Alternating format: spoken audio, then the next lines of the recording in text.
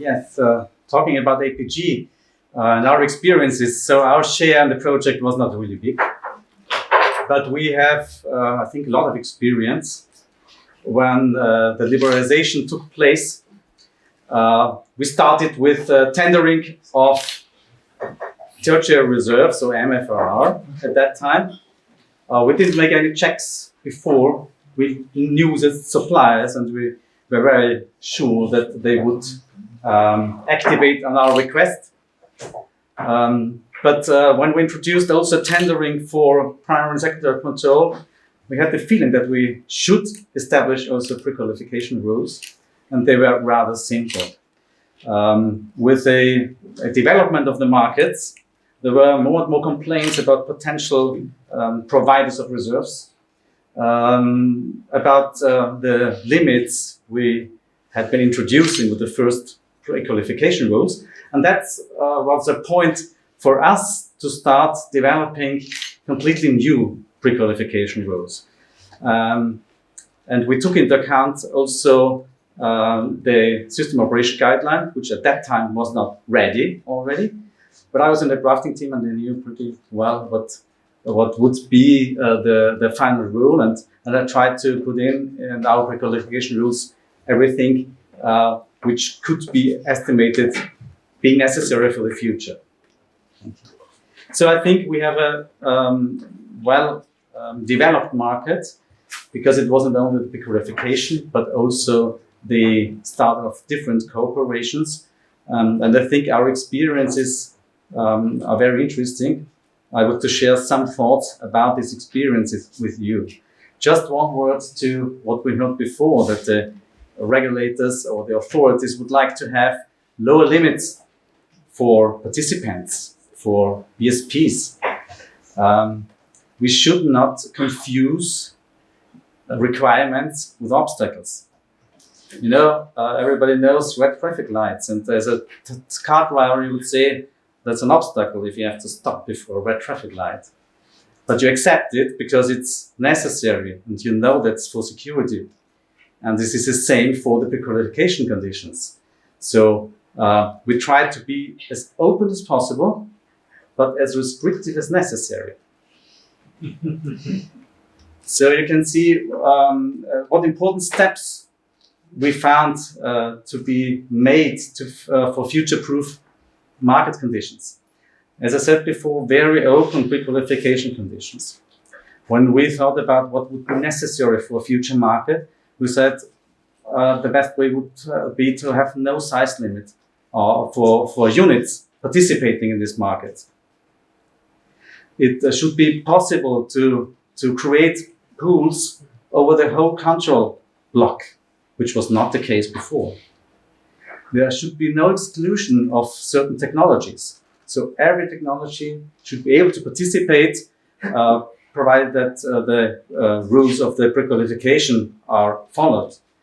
And we also introduced a simplified process for enlargement of existing pools, just to limit the efforts of the providers.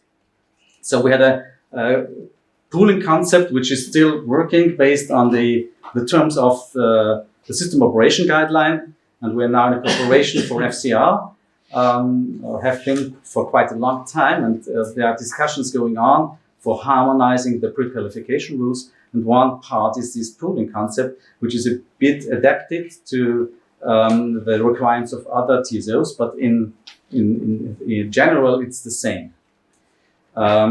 Then we heard in the morning from our regulator that some of the providers had problems for installing capacity for negative reserve.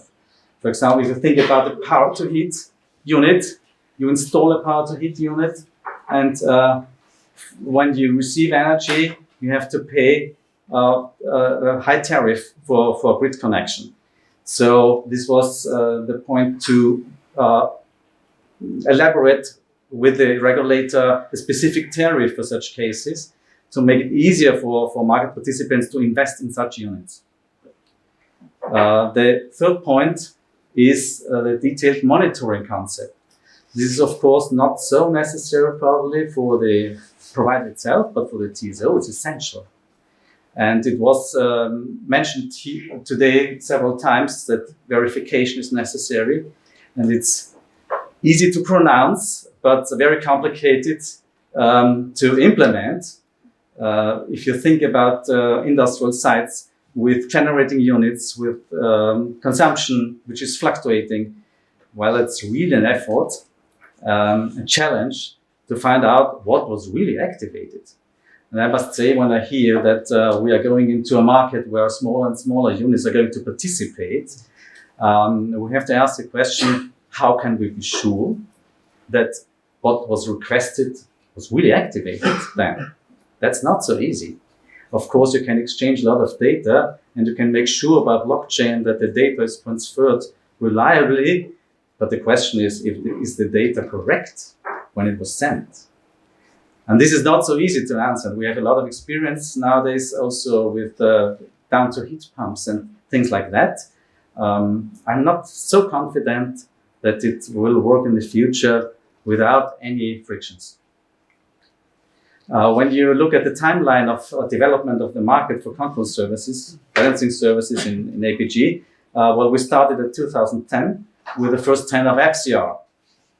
And the first tender of AFRR, or secondary control, took place in 2012. And a year later, we started with the first netting cooperation with ALES. And in the same year, with the first cross-border FCR cooperation with Switzerland. And there we could see that the market really works, because prices dropped after 2 weeks of cooperation with Switzerland to 50%. So this shows that there's a significant efficiency can be reached with creating a market. In 2016, we entered a further netting cooperation, IGCC, with Germany, and also the AFRR cooperation, which was the first one all over Europe at that time. This year, in 2019, we are starting at the moment, in these days, with the first cross-border MFRR cooperation, also with Germany. And I can tell you, it's also easy to pronounce cooperation of AFRR, cross-border, or MFRR, but it's very, very complicated to implement it. Next year, we're going to join a next step, which is the cross-border procurement of AFRR, which is even more complicated, because once you procure AFRR on the other side of the border, you have to be sure that you can transport it once you want to activate it. And this needs transport capacity. And of course, the traders also want to have this capacity. So it's not an easy task how to find a compromise here. But we are very confident that it's going to work. And in fact, in the end, we will have Picasso and Mari, and we participate also in these cooperations. And I'm confident that they will work.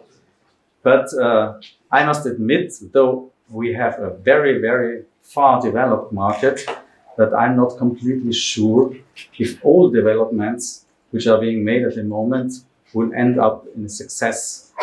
That's my experience. We made several other adaptations over the last years to improve the conditions for the market. So we introduced a more frequent tendering. We introduced a shorter product length. We reduced the minimum amount of offers. And so you can see what's nowadays procured in Austria. For FCR, we have a daily tender with a product length of 24 hours and a minimum offer of 1 megawatt, which is the overall minimum offer for all of the reserves. For AFRR, we have also a daily tender with 4-hourly products. Then this is the same for MFRR as well.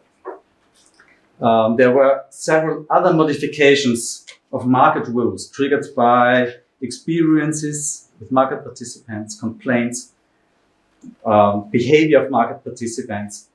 And there were adaptations of the market rules because of adaptations of the cooperation partners. For example, Germany. If the Bundesnetzagentur, the regulating authority in Germany, decides to change market rules, in Germany, it's not so easy not to change them once you're in a cooperation project. This is also an aspect which is maybe not so well known. When you look at the list of market participants in Austria, you can see it also on our homepage. This looks rather impressive. So for FCR, we have the lowest number to 6 at the moment. For AFR, we have 14, and for AFR, we have 14, and for MFR, 16 participants. That sounds great, but in fact, we have to be aware that some of them are much bigger than all the others. So the question is if the market in Austria as such really exists. In fact, we found that the cooperation helps a lot for reducing the prices for the market. But in fact, the prices are that low that some of the aggregators already left the market because they can't stand these low prices. This could be also an aspect for the future. Of course, it's nice to have low prices, but in fact, when the smaller BSPs cannot participate anymore in these markets and don't participate for this reason anymore, there will be again the big players. And the more complicated the market gets, the higher the likelihood that smaller providers cannot participate anymore. We had a lot of complaints of our market participants saying that, well, you change again the rules and shorter periods, who needs this, and so on. And we said, well, we always hear the market requires it or requests it. And they said to us, no, we are not the ones who request this because it's very complicated and a high effort in administrative work and change of the systems once you always change the rules of the market. And I question if it's really necessary to have, in the end, 15-minute products, if this really helps to improve the market. I'm not sure about this. Thank you.